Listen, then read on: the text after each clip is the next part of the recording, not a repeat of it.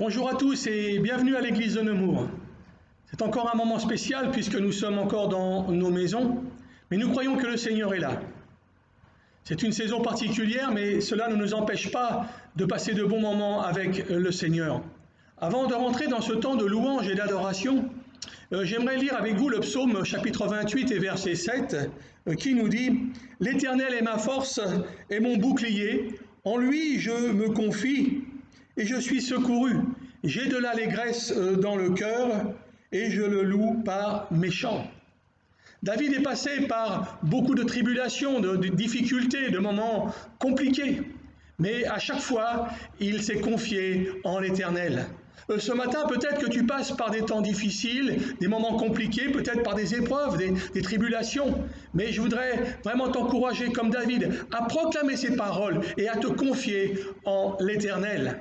Alors, la Bible nous enseigne et nous encourage à louer Dieu, alors que ce verset ce matin, nous inspire et nous aide à grandir dans la foi. Soyez bénis pendant ce temps de louange et à tout à l'heure.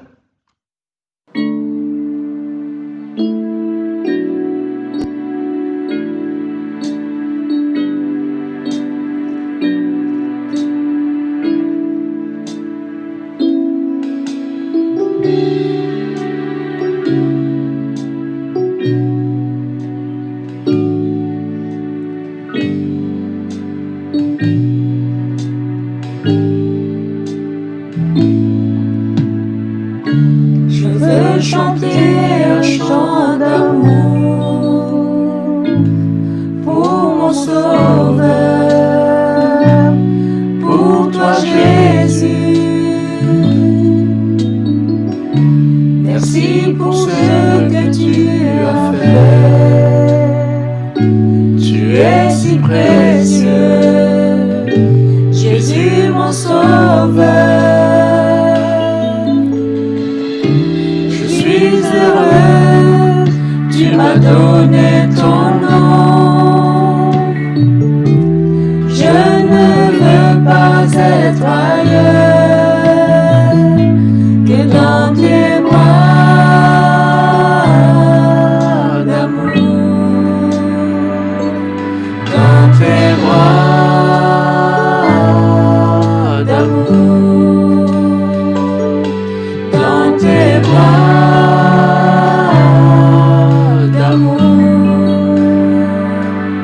Dans tes bras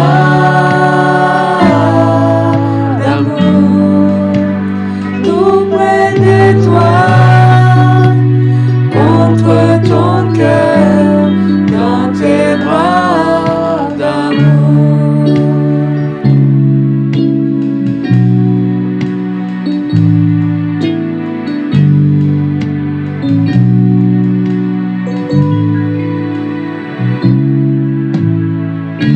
Je veux chanter un chant d'amour pour mon Sauveur, pour toi Jésus. Merci pour ce que tu as fait, tu es si précieux, Jésus mon Sauveur.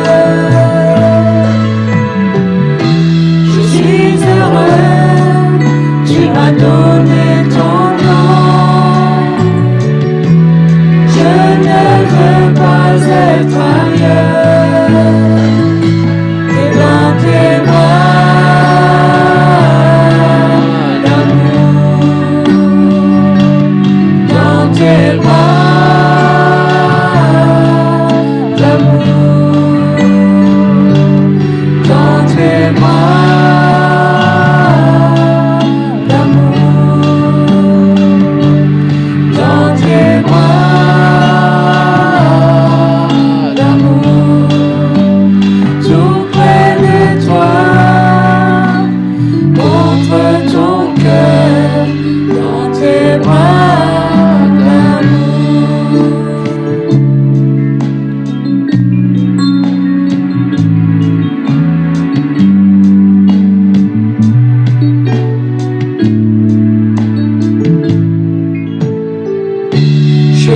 chanter un chant d'amour pour mon Sauveur, pour toi Jésus.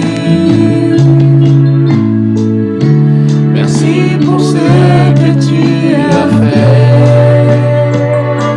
Tu es si précieux, Jésus mon Sauveur.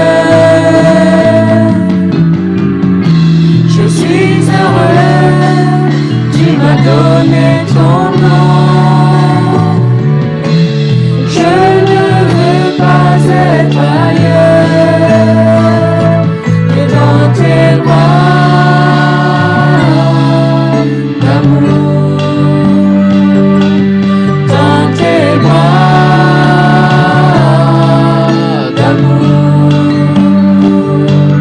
dans tes bras d'amour, dans tes bras d'amour, tout près de toi, contre ton cœur, dans tes bras d'amour.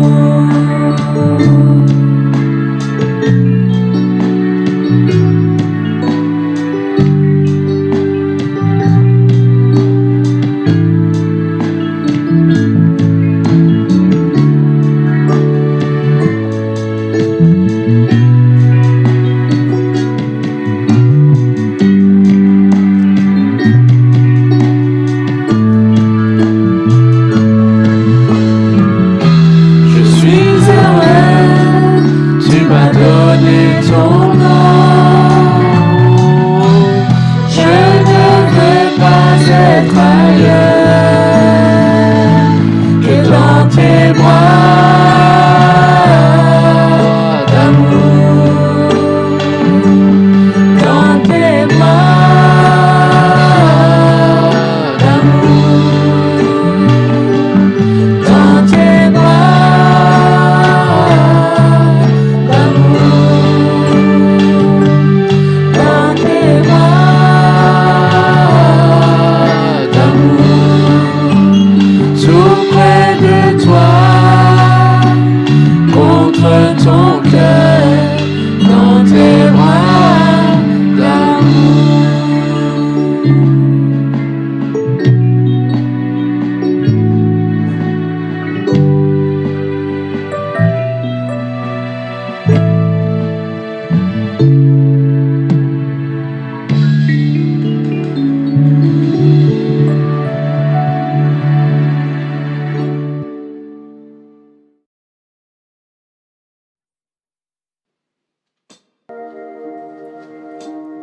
Jésus, nous te couronnons,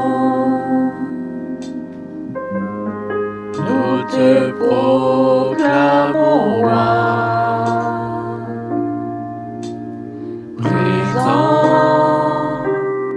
au milieu de nous. Nous t'élèverons par nos chants, nous t'adorons, nous t'exaltons. Viens établir ton trône éternel. Par nos louanges, nous t'invitons. Viens Jésus, prends la place du roi. Jésus, nous te couronnons, nous te proclamons roi, présent au milieu de nous. Nous t'élèverons par nos chants, nous t'adorons, nous t'exaltons. Viens établir ton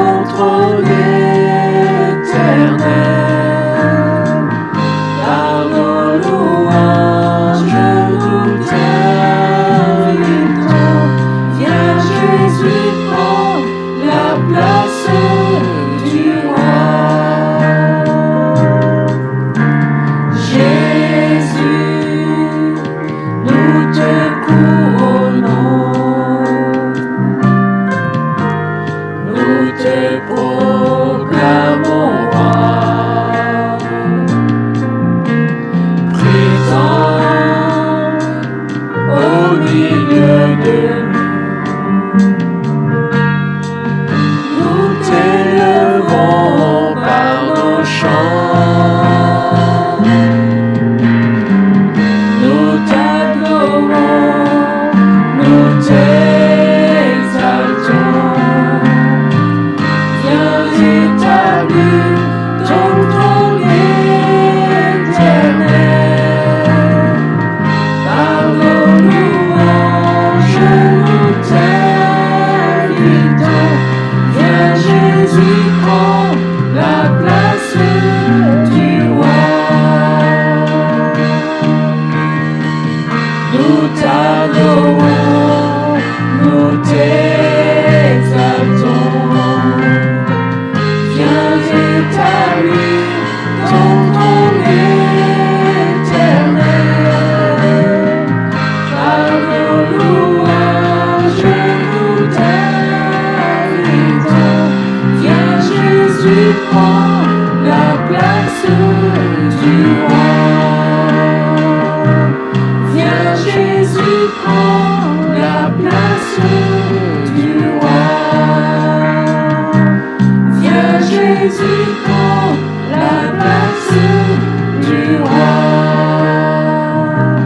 Viens Jésus, prends la place du roi. Viens Jésus, prends la place du roi.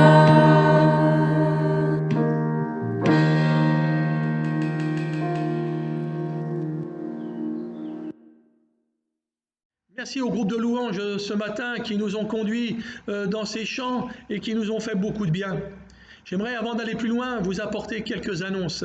Au sujet des offrandes, je voudrais remercier au nom de l'Église tous ceux et celles qui soutiennent financièrement l'œuvre de Dieu à Nemours. Merci encore de votre générosité. Comme je l'ai déjà rappelé, cela doit se faire librement et selon votre cœur. Pour ce qui est de la communion fraternelle, continuons à manifester notre amour à tous nos bien-aimés, à nous appeler au téléphone, à communiquer par les réseaux sociaux, mais surtout à prier les uns pour les autres. Ce qui est des sujets de prière, continuons à prier pour notre pays de France qui en a besoin. Prions également pour notre président et son gouvernement, afin que Dieu leur accorde la sagesse pour prendre les bonnes décisions et faire les bons choix qui s'imposent dans ces temps difficiles. Prions pour le corps médical, pour tous les malades dans les hôpitaux, pour nos aînés dans les EHPAD et tout le corps soignant. Prions aussi pour toutes les familles qui sont endeuillées aujourd'hui. Prions pour tous ceux et celles qui ont repris le travail dans ces temps difficiles, ainsi que pour tous nos jeunes, nos enfants qui ont repris le chemin de l'école. Et prions aussi pour nos églises, pour la reprise des cultes. Voilà pour ce qui est de la relation d'aide. Eh bien, si vous sentez le besoin d'une écoute, d'un soutien moral ou autre, eh bien, je me tiens à disposition. Vous pouvez me contacter à tout moment. Voilà, maintenant, nous allons ouvrir ensemble la parole de Dieu. Et le premier texte pour introduire le sujet se trouve dans Jean, chapitre 7, versets 37 à 38. Et le deuxième texte se trouve dans Juges, au chapitre 15, du verset 14 à 20. Et j'aimerais que nous puissions prier avant de continuer. Seigneur, merci pour ta parole qui va être prêchée. Seigneur, j'ai besoin de l'aide de ton Saint-Esprit. Que cette parole puisse faire du bien, qu'elle puisse encourager et éclairer tous ceux et celles qui vont l'écouter. Au nom de ton Fils Jésus-Christ, Père. Amen. Jean chapitre 7, à partir du verset 37 à 38. Le dernier jour, le grand jour de la fête, Jésus se tenant debout s'écria « Si quelqu'un a soif, qu'il vienne à moi et qu'il boive.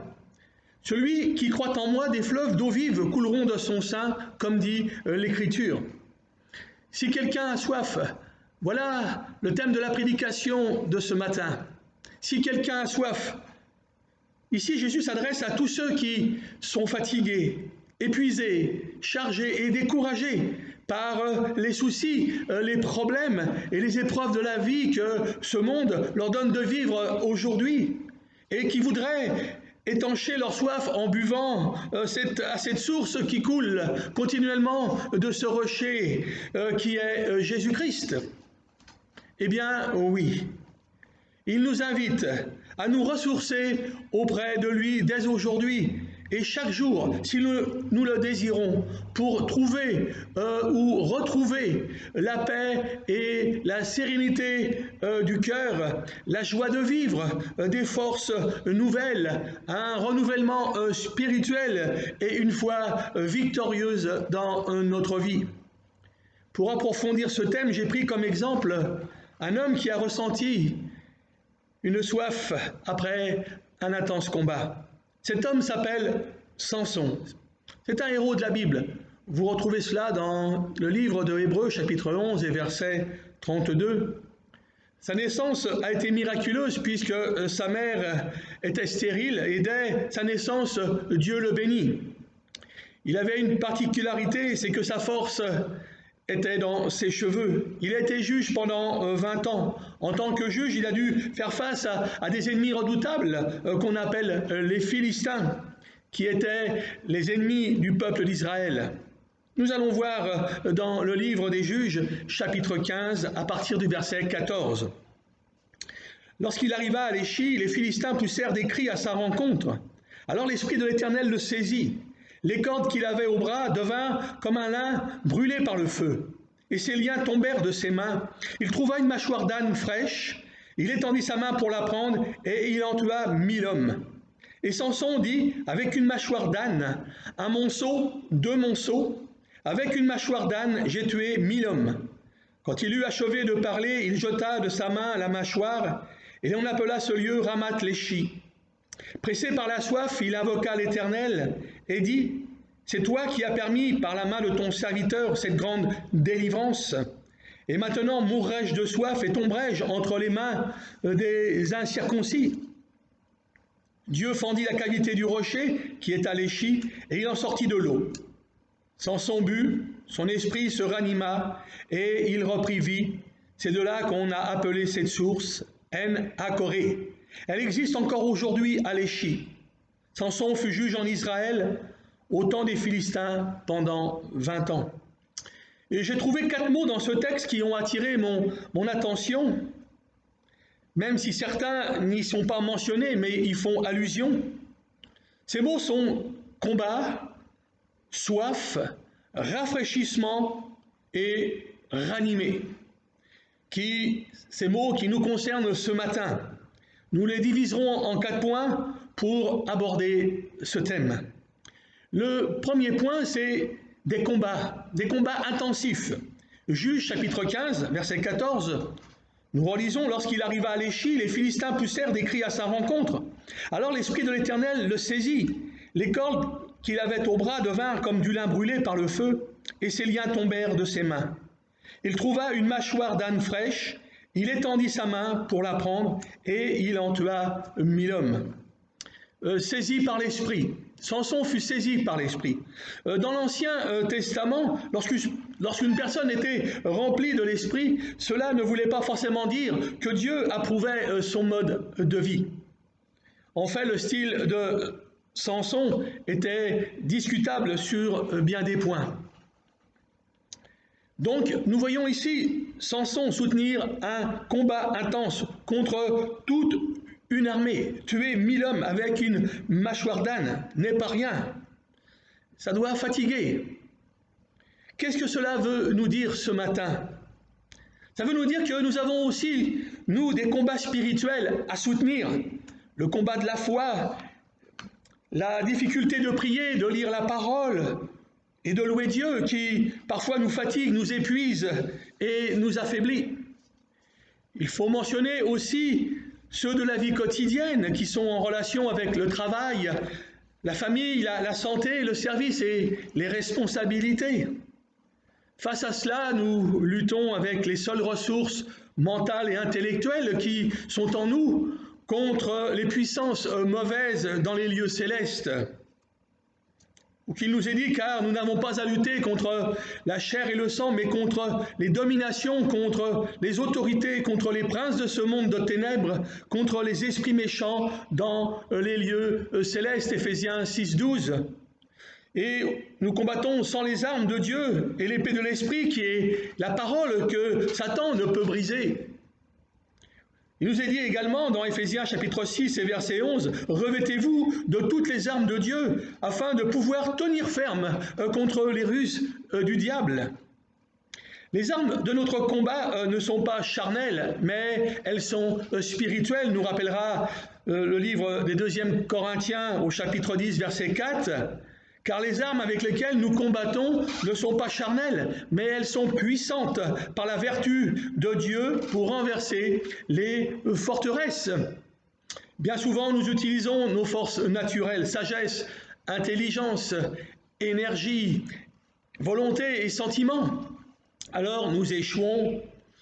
Nous échouons en nous posant bien souvent des questions et pas toujours les bonnes, et nous nous décourageons.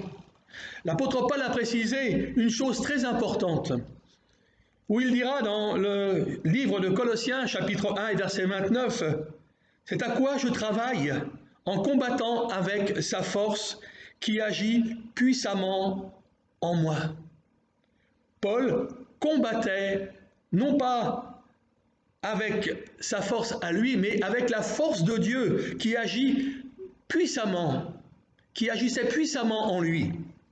C'est quand nous prenons conscience de notre faiblesse et que nous l'acceptons, que la force de Dieu peut réellement agir en nous et par nous. Beaucoup de passages attestent que Jésus a rempli son ministère terrestre par le Saint-Esprit et la force qui émanait de lui était la force de Dieu.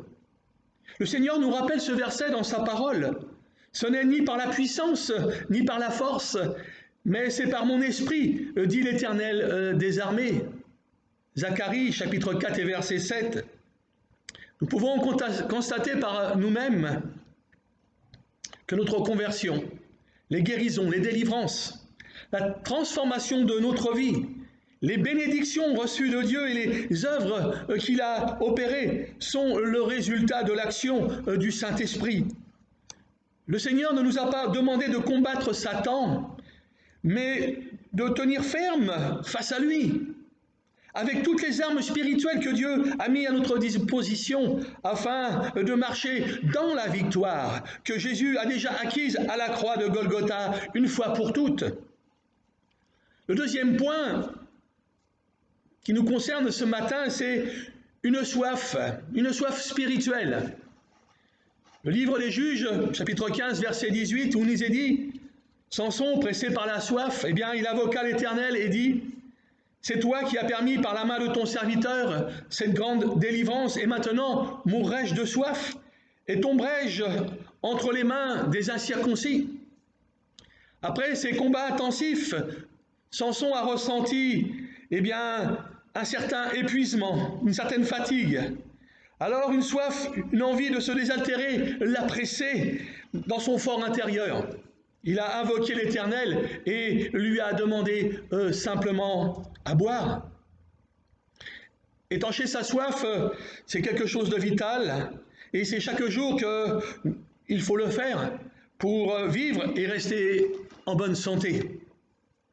Sans apport d'eau, une personne peut mourir en 2 ou 3 jours. C'est pourquoi elle doit régulièrement s'hydrater au cours de la journée, surtout s'il fait chaud ou si elle se dépense plus que d'habitude.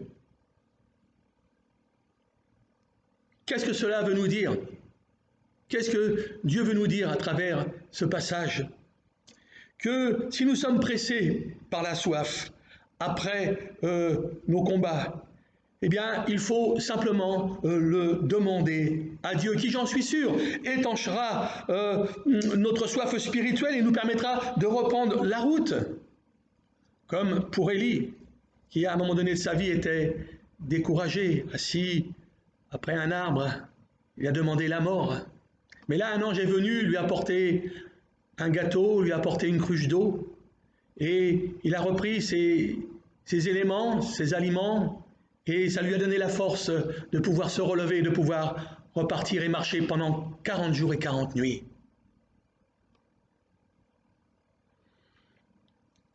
Si donc, méchants comme vous l'êtes, vous savez donner de bonnes choses à vos enfants, à combien plus forte raison le Père Céleste donnera-t-il le Saint-Esprit à ceux qui le lui demandent? Luc chapitre 11, verset 13. Le Père Céleste donnera-t-il le Saint-Esprit à ceux qui le lui demandent? Bien évidemment qu'il va nous le donner. La soif spirituelle ne peut s'étancher qu'auprès de Dieu, le Créateur de la vie. Sa source, à lui, est inépuisable et il est prêt à nous désaltérer si nous le reconnaissons comme notre Dieu, le recherchons et lui demandons. Surtout, n'allons pas boire à toutes ces citernes crevassées. Dans Jérémie chapitre 2, verset 13, il nous est dit « Car mon peuple a commis un double péché, ils m'ont abandonné, moi qui suis une source d'eau vive, pour se creuser des citernes crevassées qui ne retiennent pas l'eau. » Les Israélites avaient abandonné leur Dieu, la source d'eau vive. Ils avaient fait alliance avec des nations païennes et pratiquaient le culte de faux dieux impuissants. Bon nombre de personnes aujourd'hui préfèrent rejeter la parole de Dieu et préfèrent creuser des citernes crevassées, c'est-à-dire placer leur confiance dans les raisonnements humains, philosophiques ou idéologiques, dans la recherche de plaisir, de matérialisme, de prospérité ou de richesse. Cherchez les choses d'en haut, où Christ est assis à la droite de Dieu. Affectionnez-vous aux choses d'en haut et non à celles qui sont sur la terre. Colossiens chapitre 3, versets 1 à 2. Que sert-il à un homme de gagner le monde s'il devait perdre son âme? Allons directement à Jésus-Christ qui est lui-même la source. Désaltérons-nous à son écoute et recevons ses instructions. Quelle richesse de connaître le Seigneur, car lui seul peut nous sauver. Lui seul peut étancher notre soif dans ce désert mondain et religieux. Le troisième point qui nous concerne ce matin, c'est des temps de rafraîchissement. Le livre de Juges, chapitre 14 et verset 19, à la suite, Dieu fendit la cavité du rocher qui est à l'Échi, et il en sortit de l'eau. Dieu fendant la cavité du rocher pour que l'eau puisse en sortir, est un acte en signification prophétique. Il annonce la croix de Jésus frappé et meurtri, et qui a été nécessaire pour que nous puissions recevoir la grâce et le salut de nos âmes en Jésus-Christ, ainsi que le don du Saint-Esprit. Qu'est-ce que cela veut nous dire, vivre des temps de rafraîchissement? Nous devons prier pour recevoir ces temps de rafraîchissement, c'est-à-dire recevoir un renouvellement spirituel dans le Saint-Esprit. Je crois que le Seigneur veut nous donner de vivre ces temps particuliers. Actes chapitre 3, verset 19 nous dit « Repentez-vous donc et convertissez-vous pour que vos péchés soient effacés, afin que des temps de rafraîchissement viennent de la part du Seigneur.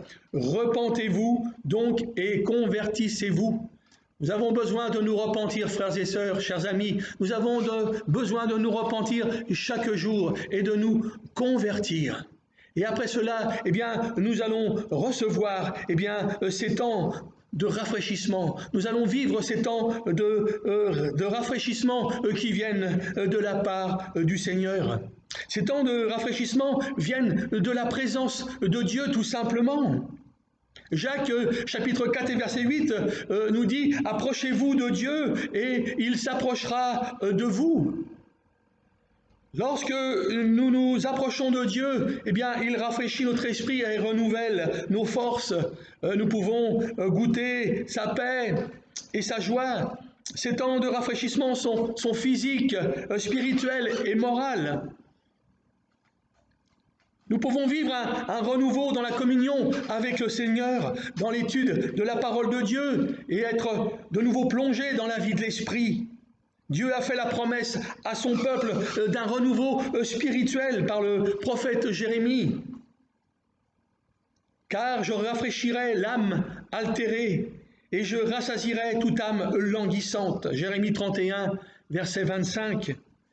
Qu'il est merveilleux de savoir que nous pouvons être rafraîchis, renouvelés, fortifiés et revigorés chaque jour par le Saint-Esprit. Cela fait partie de son ministère dans notre vie. Sa présence en nous nous apporte fraîcheur et restauration, de sorte que nous ne soyons jamais découragés, mais plutôt imprégnés de force dans notre fort intérieur pour marcher avec lui. Mais ceux qui se confient en l'Éternel renouvellent leur force. Ils prennent le vol comme les aigles. Ils courent et ne se lassent point. Ils marchent et ne se fatiguent point. Ésaïe chapitre 40 et verset 31. Le quatrième et dernier point concerne,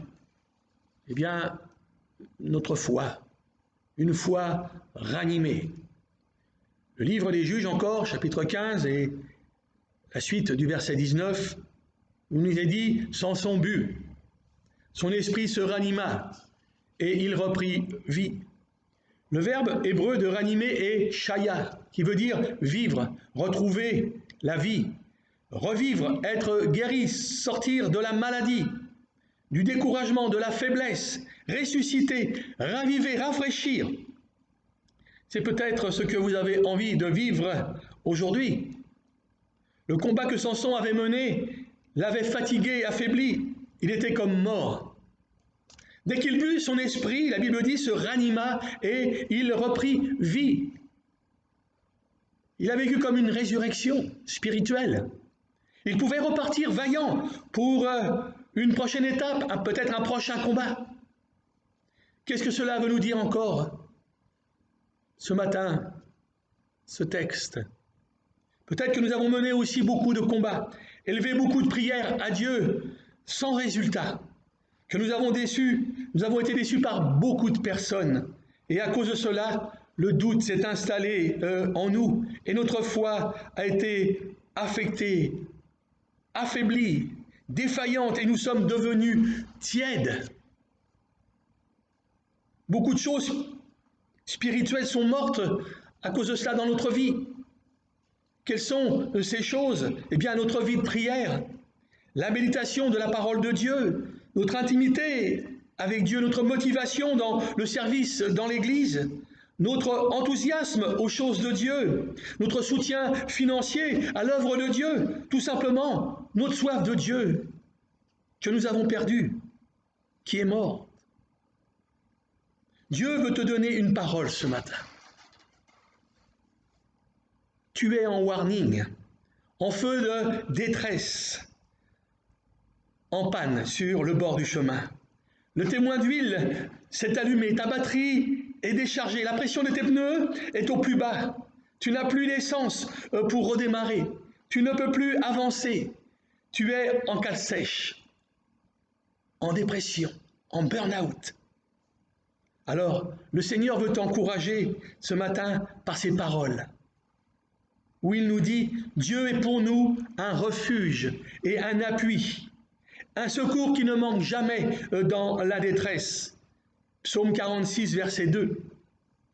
Plus loin, il dira, dans le psaume 50, au verset 15, « Invoque-moi au jour de la détresse, je te délivrerai et tu me glorifieras. » Alors, si tu bois à la source de la vie, si tu reviens au Seigneur, alors Dieu peut ranimer ces choses qui étaient mortes en toi. C'est-à-dire qu'elles peuvent reprendre vie en toi par la puissance de son esprit et de nouveau repartir en relevant ta tête. Il boit au torrent pendant la marche. C'est pourquoi il relève la tête. Psaume 110, verset 7. car c'est Jésus qui a reçu l'Esprit de Dieu et qui le répand sur son corps qui est l'Église comme une huile précieuse et qui veut également la répandre sur toi aujourd'hui. Il nous est dit dans Actes chapitre 2, verset 33, pour confirmer ce que je viens de dire, « Élevé par la droite de Dieu, il a reçu du Père le Saint-Esprit qui avait été promis, et il l'a répandu comme vous le voyez et l'entendez. » Dieu va renouveler une onction dans ta vie qui va produire des changements, restaurer ton âme et ranimer ton esprit. Dans Joël chapitre 2, versets 28 et 29, Joël était un prophète, et là il va le prophétiser en disant « Après cela, je répandrai mon esprit sur toute chair. Vos fils et vos filles prophétiseront. Vos vieillards auront des songes, et vos jeunes gens des visions. Même sur les serviteurs et sur les servantes, dans ces jours-là, je répandrai mon esprit. » Dieu veut encore répandre son esprit encore aujourd'hui sur tous ses enfants, sur tous ceux et celles qui ont soif. Alors approche-toi de la source qui est à côté de toi pour être continuellement renouvelé dans ta vie chaque jour. Tu donnes la force du buffle. Je suis arrosé avec une huile fraîche. Psaume 92, 11. Dieu veut te donner la force du buffle et il veut t'arroser d'une huile fraîche. Et je voudrais conclure, pour terminer, ces 4 points, en vous apportant ce texte qui se trouve dans Jean, chapitre 6, et verset 35. Jésus leur dit, « Je suis le pain de vie. Celui qui vient à moi n'aura jamais faim, et celui qui croit en moi n'aura jamais soif. » Samson a fait une expérience glorieuse et miraculeuse, mais nous n'avons pas à l'envier, étant donné que sous la grâce, l'Esprit peut être donné à tous ceux qui obéissent à Dieu en venant à Jésus. Nous sommes témoins de ces choses. On dit les apôtres, de même que le Saint-Esprit que Dieu a donné à ceux qui lui obéissent. Dieu nous demande simplement l'obéissance à sa parole. Et il va nous donner son Saint-Esprit. Actes chapitre 5 et verset 32. Vous avez peut-être besoin d'une bonne douche d'eau fraîche pour vous réveiller et vous faire sortir de votre fatigue spirituelle pour revenir à l'essentiel. Besoin de vous rebrancher à la source pour retrouver votre enthousiasme et votre zèle. Depuis combien de temps vous sentez-vous en sécheresse spirituelle, prêt à tomber à chaque pas, à chaque coup de vent d'adversité? Est-ce que vous allez encore longtemps tenir dans cet état et finir par vous écrouler au bord du chemin? Que celui qui a soif vienne, que celui qui veut prenne de l'eau de la vie gratuitement. Apocalypse 22, 17. Alors, n'oubliez pas que dit la parole de Dieu. Qu'est-ce que Jésus a dit? Si quelqu'un a soif, qu'il vienne à moi et qu'il boive. Que Dieu vous bénisse. Je vous donne rendez-vous mercredi prochain pour notre réunion et pour vous retrouver en visioconférence sur Zoom à 20h. Pour terminer cette réunion, je vous propose d'écouter notre frère Georges Elliott qui est actuellement en Guadeloupe, qui prépare son départ pour venir en métropole, qui va nous chanter un chant. Je vous souhaite un bon dimanche à tous. J'ai hâte de vous voir et puis à bientôt. Que Dieu vous bénisse. Il est ce roi qui veut te laver les pieds. Il est ce berger dont la voix est si remplie d'amour. Et ce matin, il te dit, viens à moi tel que tu es. Si tu as soif de vie, si tu as soif de liberté, si tu as soif de salut, viens à lui ce matin. Il veut s'occuper de toi. Qui est ce roi qui veut nous laver les pieds?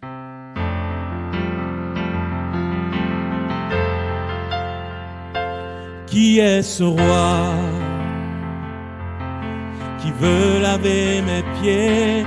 Qui est ce sauveur devenu comme l'un de nous?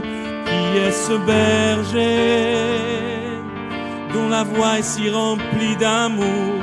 Qui est cet ami proche qui essuie mes larmes? Qui est ce roi qui veut laver mes pieds? Qui est ce sauveur devenu comme l'un de nous? Qui est ce berger dont la voix est si remplie d'amour? Qui est cet ami proche qui essuie mes larmes? Tu es digne de toute la gloire, tu mérites toutes les louanges, tu es digne de tout l'honneur. Jésus, Fils de Dieu, tu es digne de toute la gloire, tu mérites toutes les louanges, tu es digne de tout l'honneur. Jésus, Fils de Dieu.